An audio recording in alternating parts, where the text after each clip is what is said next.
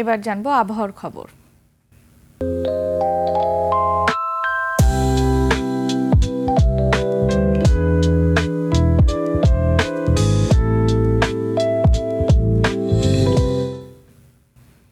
আবহাওয়ার খবর জানতে আমরা চলে যাচ্ছি সহকর্মী শাহানুর সরকারের কাছে।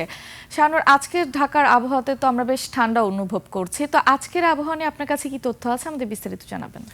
ধন্যবাদ লোপা আপনাকে। দর্শক, এই মুহূর্তে আজকের আবহাওয়ার সর্বশেষ খবর জানাবো আপনাদেরকে।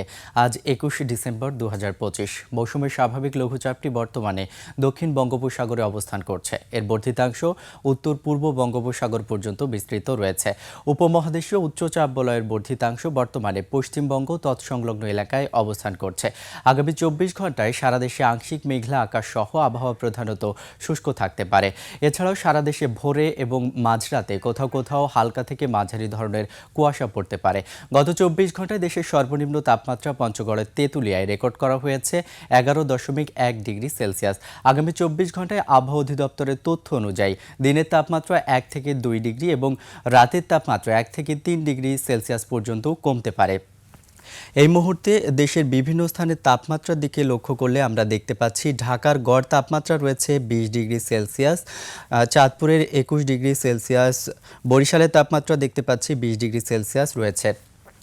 আজ সকালে ঢাকায় বাতাসের আপেক্ষিক আর্দ্রতা রেকর্ড করা হয়েছে শতকরা 67%। আজ ঢাকায় সূর্যোদয় হয়েছে 6টা 37 মিনিটে এবং আজ ঢাকায় সূর্যাস্ত হবে 5টা 17 মিনিটে।